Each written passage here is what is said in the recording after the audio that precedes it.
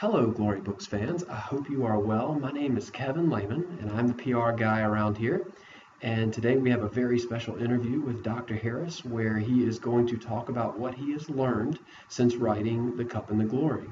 As always, I hope you are blessed. All right. Well, Dr. Harris, what have you learned since first writing The Cup and Glory? What amazes me when I first wrote it, modern technology wasn't available. Things like this was just impossible.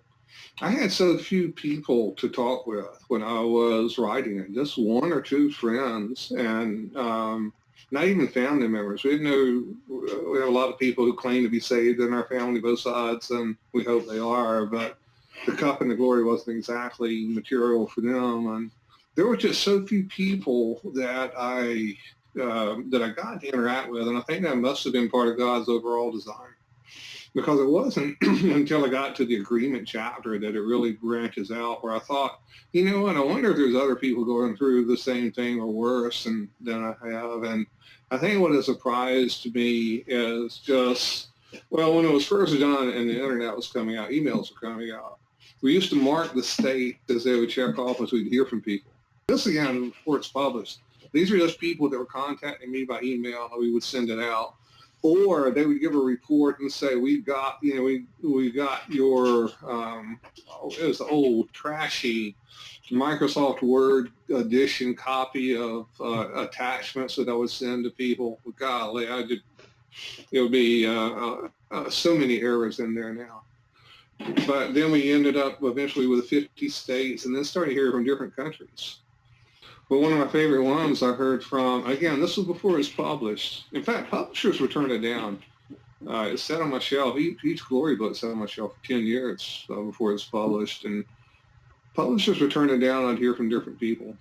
And but one of my favorite ones that I heard from, and I hate to say favorite in the sense, but just kind of surprising with this, that we had a missionary in Nigeria contact me with one email. He said, I am dying of cancer. I have heard of your book. I want you to send it to me to help prepare my family for my death. And I remember just being amazed that one thing, God would use it, and another thing is that electronic means were becoming available. I really did think that was going to be that would be the thing that would, if it wasn't going to be published, how God was going to use it.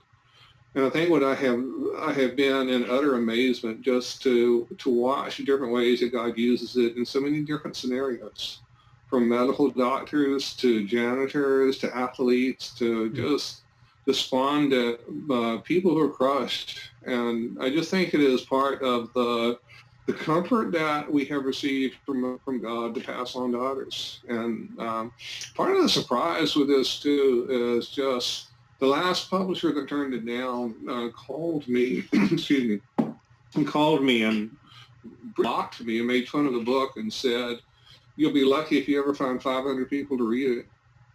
And it just makes you wonder, where does that guy live? Does he not know people who have cancer or go blind, or children who die, or just... So part of the amazement is that it's still a work in progress. Part of the amazement with me on the Cup and the Glory was that if there's any continuity or flow, that was something that God put together, because it was not in my intention. But I just kept following the trail in Scripture, and I just kept being fed by God. And that's kind of my overall answer. Is there a follow-up from anybody have with that? All right, sorry, we don't have time to get to that follow-up question in this clip, but I promise you we will get you something next week. Thank you everyone so much for watching. Please remember to like us on Facebook or subscribe to us on our website at glorybooks.org for further updates.